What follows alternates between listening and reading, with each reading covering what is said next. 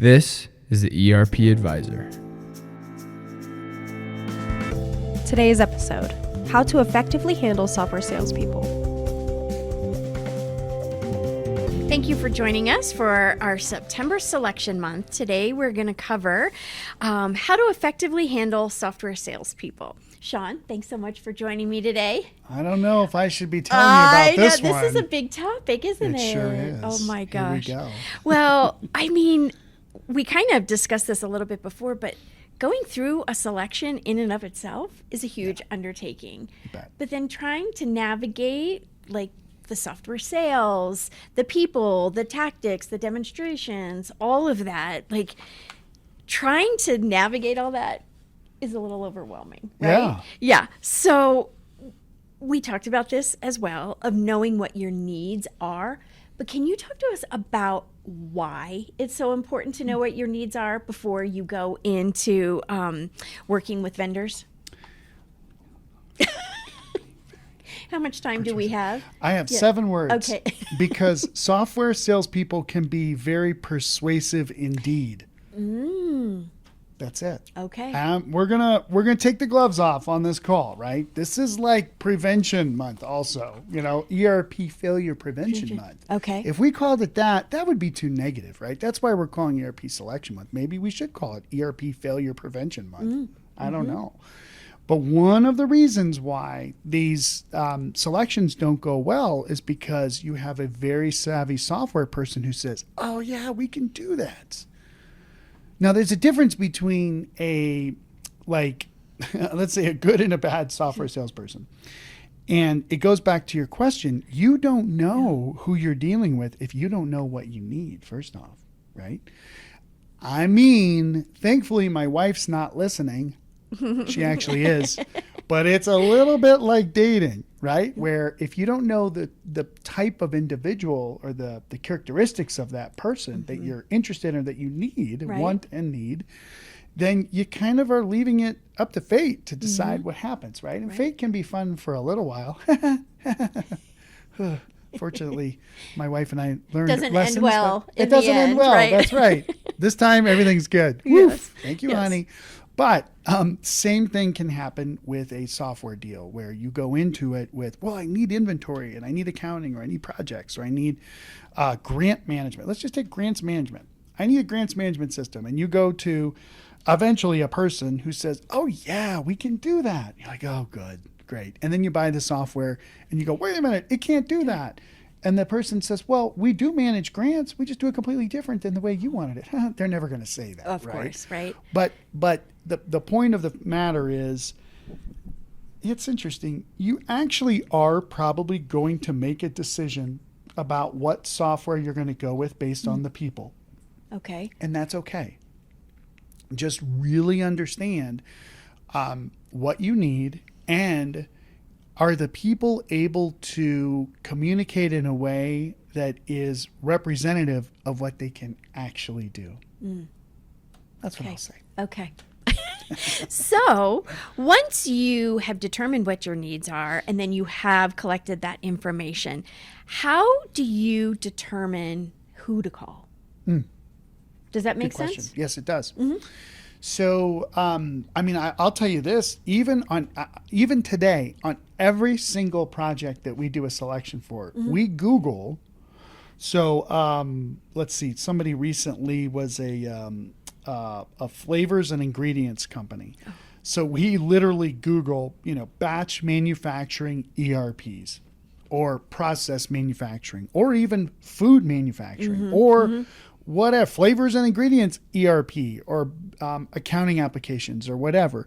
We know everybody, but still things come up that you never know about. Like we have a lady we worked with at one company. She went to another company that's an emerging company and actually has a very viable, great product, meets a lot of requirements for a very specific micro vertical. And they weren't even on our radar yet. But the fact that this lady who we loved working with is now at this other company, we're like, whoa, we better check this out. So there are emerging vendors that come up every day. Of course, there's the big ones that everybody knows about that pop up. But, so you can use Google. Don't just look at the first couple things because those are usually the ads. But then also some of these other sites will come up that are really helpful, that have sort of inventory of all of these accounting or food and beverage or process manufacturing or services or whatever types of ERPs. These sites will pop up. G2 is one of them that are really helpful to go look at and see, hey, what are all the apps that are listed there? Recognizing that, somebody's making money from this. They better be. So there might be some preference for how things are ordered, or, they might have a vendor in there that might not be quite the right fit for the category, but at least they're there. But you sort of start pulling the string a little bit and start searching, look for some reports. We do an annual report on vendors. Even some of our competitors do annual reports. We check those out. We want to see what's going on, So, you do your research, and you definitely talk to your colleagues that are in similar businesses. If you know people that work at certain software vendors, you can talk to them. It's a little informal what I'm talking about. Our process is much more formal, but that's what we get paid to do. This person who's running this process could be the CFO, controller, director of IT, CIO. It could be one of their juniors that's a director of business process, or some of our clients are in charge of analytics and reporting or whatever. They have a day job, so they're doing this on the side. But what'll happen is, after a while, you've reached kind of the end phenomenon of this search, because you'll start seeing the same names over and over. Can you just simply Google for reviews? Yes. As well? Exactly. Okay. Now, the reality is, when you go to a review, they're usually paid reviews. I'm just going to say it. The vendors will pay somebody to put a review up. So the objectivity, I don't know. So I wouldn't make a decision based off what the review says, but I would use the review to identify potential vendors to include in your process. Make sense? It makes sense. Yep. Exactly. So when it comes time and you've determined you're ready to reach out to a vendor, and it's time for an introductory call, are there questions to ask or things to look for to verify that the person you're talking to actually knows what they're talking about? Oh, yes, there are. Yeah. And here's a couple rules. Okay. These are all the fun stuff, right? Again, we're going to probably produce maybe it's an animated series on the trials or tribulations of ERP. I don't know, people, I don't know if they'd be interested. But if we did what's it called? The Japanese... anime. Anime. How cool would that be? Anyway, just an idea, marketing. Add that to the list. Yes. Right. Oh my gosh. But here's some rules. I'm going to be honest. The first person you talk to probably doesn't know what they're doing very much. They're a qualifier. Okay. Right? Okay. So if you call 1-800, I don't know, I'm not even going to pick a name because I don't want to say that their people are, whatever. But you call the firm, you call the software vendor. 1-800 ERP, right? 1-800 ERP. Yeah. Right. And I'm like, does that happen with us? I'm like, no. Because the first person who takes our calls, I know her really well, and she knows what she's doing. That's right. But we're also a boutique consulting firm, and this is what we do. We're not some ginormous software vendor that has a bazillion people, right? So usually the first person you talk to is qualifying you. They're trying to determine if it's even worth you continuing the discussion with them, really them continuing the discussion with you. Right. Oh, so, you're looking for what kind of a solution and how much budget do you have? It's like, come on, don't ask that question that soon, but what industry are you in? Where are you located? How big are you? They're asking general questions that really have very little to do with your ERP and more about you to determine should the conversation continue or not. And also collecting information to figure out who they should assign you to talk to. Right. So they pull all that information together and they say, great, we'll give you a call back in a day or whatever. Hopefully they say a day. They usually don't. It takes longer. But that person then says, okay, so let's say I'll do something more real. They're in Iowa. They're this kind of a firm. They're about this size. These are the solutions they're looking for. Okay. That goes to Jane Smith, who is the territory salesperson that is for that area. Or it goes to, some other person, Rihad, who handles that kind of company. Or, there's Amit who handles that company's size. There's all these variables that each software company looks at to determine who's the person that should run the deal. Okay. So now the deal lands, this isn't the deal, this is a person that lands with a software salesperson. Okay. And that's where I'm going to stop because that's where we're at. Okay. But we get to an individual who should theoretically have experience with your type of business, nonprofit, government agency, et cetera. That's why you hope they go through this qualification process, not just to figure out if you're worthy of their time, but more who's the right person in the firm to talk to you. And that can answer the questions that you have, right? Exactly. Yeah. That's right. So are there any specific warning signs that you should look out for during an intro call with a software sales person? Yeah. So let's have two different intro calls. The first one is like, well, let's actually say we're past that qualification call, because don't make the decision based on how that call goes. That there's just a person. Sometimes some of the vendors hire people right out of school and they just don't know, right. but they know it the could be their questions first to ask. call ever, right? It could be their first call ever, right? And that kind of doesn't really matter as long as they're good enough and whatever. And they get you to the right person. Good. Now you're in the introductory call. So yes, let's talk about the indicators. Okay. So again, I don't care. I should think of some other, let's say, okay, I'm going to give you another analogy. Let's say it's a restaurant. First time you've ever been in a restaurant and you've heard it's good. Your friend told you it's good and you walk in, you're looking. You are still looking. And you're like, I did this I was in Omaha and I went into a restaurant and I walked in and I saw that the tables and the chairs were kind of old. I saw that it was a little grungy. And I saw that I saw a couple other things. I saw people that were cooking the food, and they just didn't look very clean. And I was like, I'm not eating here. And I turned around and left. It could be wonderful. I don't know, but I just had to look at the indicators for myself, what was real to me, to say, whoa. So these indicators are really important. So I don't know, probably three that I would say are really important for you talking to that software salesperson on your introductory call. The first one is, I'm trying to think of something a little more savvy to say here, but it really does come down to, does the person really know what they're talking about? Like, have they had this conversation with other people? Are they asking good questions? Are they informational? Are they helping? Right? Or are they just treating me like a piece of meat? That's the first thing I would look for. And yes, you can apply just trying to make a sale. Just trying to make a sale. You can totally apply this to dating, but that's okay. Now, the second thing is by the questions that they're asking me, does it seem like they have really worked with organizations really similar to me? So if you are a wholesale distributor and they're asking questions like, how many SKUs do you have? How many locations do you have? Tell me about the number of vendors that you're doing business with. Tell me about your pricing models. Those are pretty good questions to ask on the first date, right? Those are pretty good questions. They're really trying to get a feel at least a high level. But if they're asking questions like, something random, but that is kind of related, what CRM do you use? Or what's your chart of accounts look like? I don't know. Those are kind of related, so fine. But then they start asking questions about, what are your manufacturing methods? Is it engineer to order, build to order, make to stock, whatever? And you're like, I don't manufacture. It's pretty obvious, but sometimes that happens, right? You might be like, oh boy.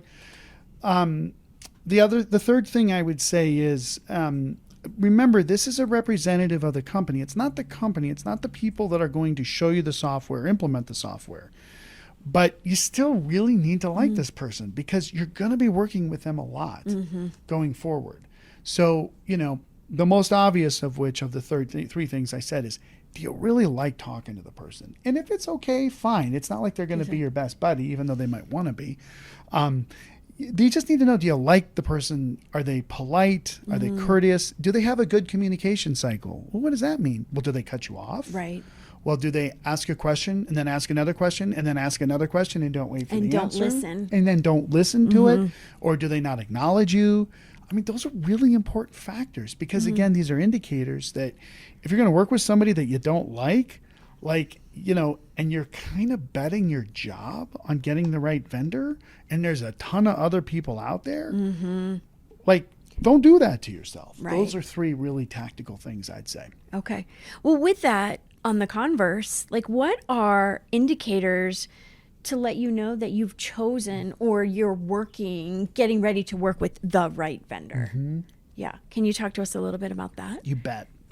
Yeah, and that's probably the most important question that we'll cover in this whole thing. Okay. And because I do think there's really, really good people out there. And I think at the end of the day, you, the person that's sponsoring the acquisition of the software on behalf of your organization, you're not paying for it yourself, but you're kind of putting your neck on the line, like You're we talk taking about. responsibility You're for taking it. responsibility, which is amazing, by Yeah. the way. Those are always our best clients, are those people that say, I don't really want to do this, but we have to do it. I'm busy, but if we don't do this, we're not going to be set up for the future growth or for our future, our legacy person, they're going to retire, and I don't want to be stuck where I don't know what to do, right?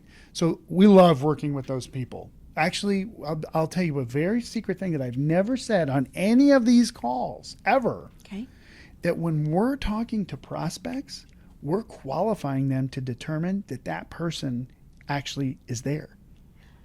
We're qualifying our prospect every single time to say, is that person willing to risk their job? Are they truly invested? Are they truly invested? Because if they're not, we have Erica's free ERP advisory service where we may say, well, we're probably not a good fit for you. So here's a couple firms to go talk to. They don't pay us. The firms don't pay us. Right, We just right, offer right. those Yeah. to help. Or we tell them, you might not be totally vested in the success of this project, and we might not be the best partner for you to get you through that, right? Because we are all in. Yeah. Every client I risk, but also we increase, we get the benefits. I get the bad part, right? You're on those testimony calls, right? And we risk everything with every client. And if a client's not willing to say, I'm going to accept responsibility for my side of this, and that doesn't mean that they have to do a bunch of stuff they don't know about or whatever, but they're really all in like we are, we're not going to work with them. That being said, when you're that person and you're talking to the software vendors, the things you do want to look for that's like this relationship's going to go great is I would actually do the inverse almost of some of the things I just said, but boy, you really want somebody that's nice. Yeah. But not just nice, but like knows their stuff. And I'm thinking of, 3 or 4 software salespeople that I've worked with. One of the guys isn't that nice. Man, he knows his stuff though. I mean, really, really knows He's his good stuff. at what he does. Really good at what he does. Would you call him nice? No, but I mean, are there manners? Yes. But he really knows his stuff, right? I'm thinking of, that's the first thing. The second person I can think of, she's amazing, actually. We just talked to her a couple weeks ago, by the way. So we're not going to use any names, but I know. Katie's amazing. That's all I'm going to say. But she's also moved up in her organization a lot right. and fast, and she's deserved it. Yeah. But the thing I really like about her, she's honest. Yeah. She is just super honest. Like, oh, we can do this deal. This is how we can do it. And they can sort of see the future on how everybody's going to be successful, right? But they can also see like, oh, this isn't going to be a good fit for us. So I'm going to tell you that right now. Yeah. So it's honesty. And the more experience you have in the business world, the nonprofit worlds, whatever the worlds are that you're working in, but also even if you don't have that much experience, I think we all innately can sort of identify a person that we can trust who's genuine. And those are the people that you're looking for. And that's what you really want there. The last thing I will say too is, something different that I haven't said before. That was a good one I said earlier about us and our qualifications. But the last thing I would say is we really like the people who have not just their character, honesty, and their demeanor, right? That's what I've talked about. But that they really are knowledgeable of their solution. Right. Maybe that's obvious. I'm trying to think of something more interesting to say, but it really does come down to, oh yeah, this is how our solution fits that need. I mean, it really is that simple. Really right? that simple. And when somebody's really good, I'll never forget when I was at PeopleSoft before Oracle bought it. There was a salesperson that sold to the largest company in the world that PeopleSoft sold to, and there was one guy responsible for that relationship.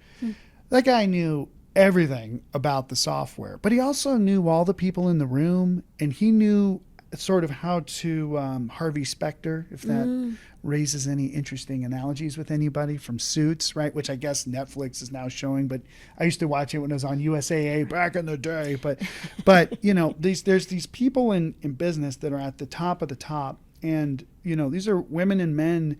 They make everybody feel important. They know what they're doing, and they just get things done, right? And look, if you're buying, you know, you're buying a small accounting system, do you need that top person? Probably not, but you still need somebody who's knowledgeable about what they do, and they're not fake, right? So I would say that's the third thing is when you ask a question, does your software do this? And they say, yeah, it does. Like, oh, okay, cool. Well, does it do that? No, it doesn't. Okay, well, does it do this? Well, we can do heavy configuration, right? Listen to what I'm saying, right? No, but they say this, no, it can't. But sometimes our customers will customize this to meet those kinds of needs. And here's how we handle the customizations. That's good answers. Okay. Yep. I mean, I think it comes down to, of course, they want to make a sale, right? But in the end, if it's not a good fit, it's not a good fit for anybody. That's right. Right? For the business or for the vendor. Right. So I think it's a matter of trying to like cut through all the stuff to find out like what is really a true fit, right? That's it. Yeah. That's exactly right. Yeah.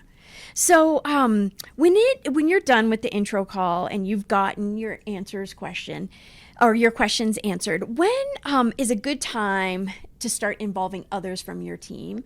And then when they get involved, are there specific people you should involve? Great question. Yeah.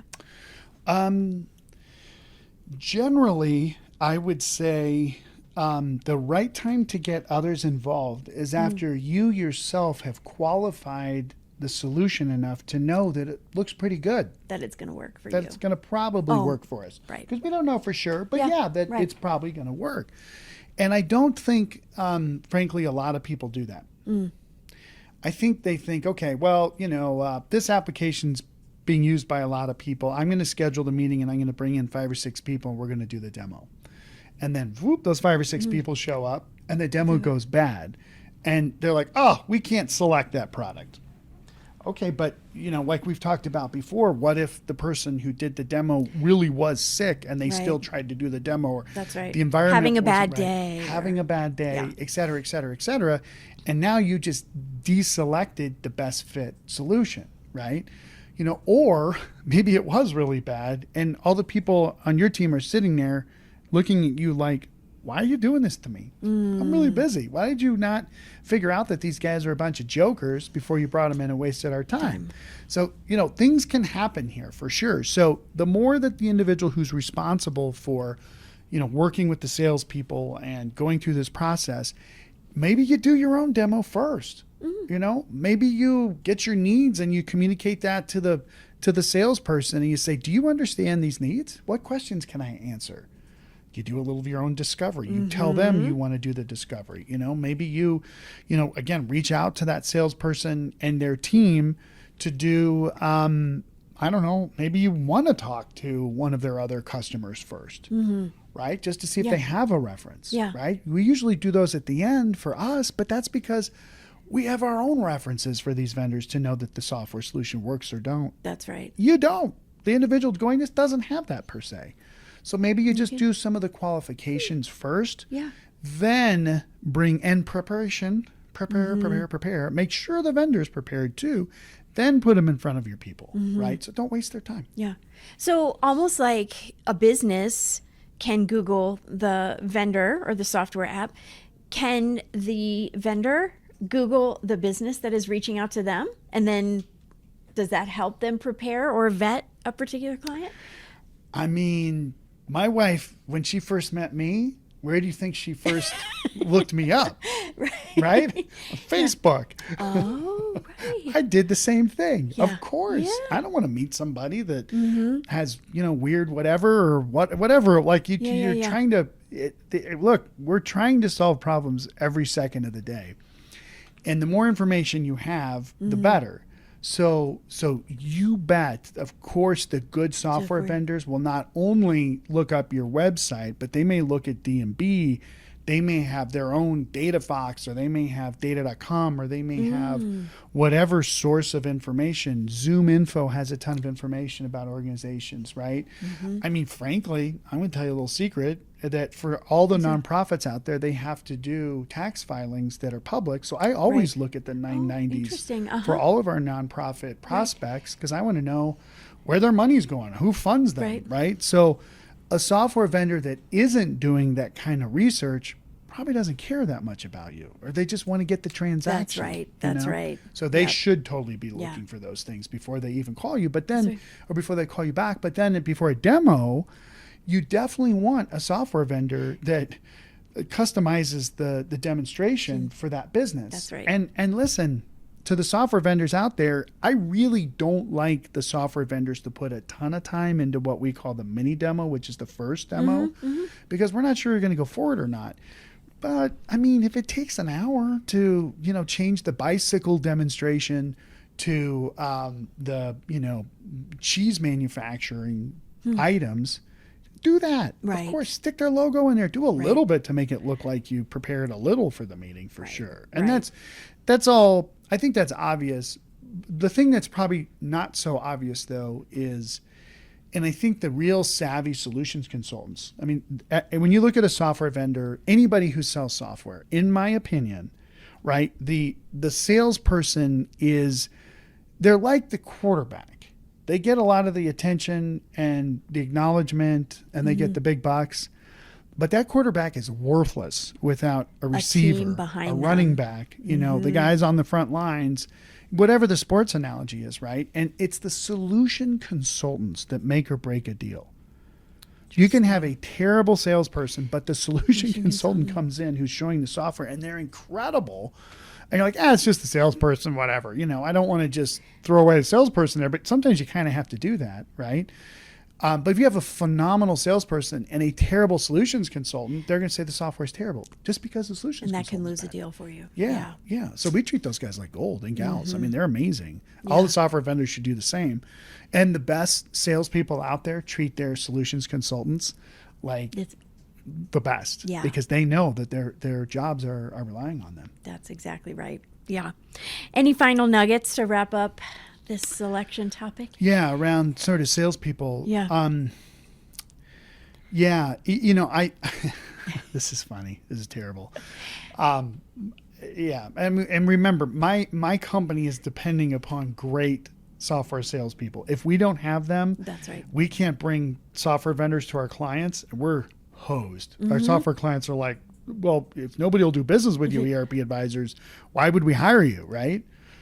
Yeah. So I am going to share a joke that a pretty high up director at one of the software companies told me. Okay. They said, what's the difference between a used car salesperson and a software salesperson? I don't know. Yeah. The difference is the used car salesperson knows they're selling a lemon. Meaning software salespeople say, yes, we can meet those Selling needs. you the best, the latest, the greatest. The greatest, et cetera, et cetera. They don't even know that what they're selling isn't that sometimes. Oh, boy. So it's responsibility. So when you're talking to software salespeople, once you get to the right person, we already talked about that. And it might take a couple people to finally land on, the right lady who's going to be doing your deal, whatever. That's right. You're really assessing their ability to take responsibility. That's really what you're looking for. The indicators, how do they talk? How do they speak? What's their background? Blah, blah, blah. Whatever you can to say, how much responsibility is this person really willing to take from you or not? And if they're willing to take a lot, they'll be the software salesperson who says, oh my gosh, you have those needs. We're not the right vendor for you. Or yes, we can meet those needs and I stand behind that. And then when you go into the implementation and the product doesn't meet the needs, you go back to that person and say, no, I know we meet those needs. I'm going to help you to get this problem solved. Great, right? That's why they make the big bucks.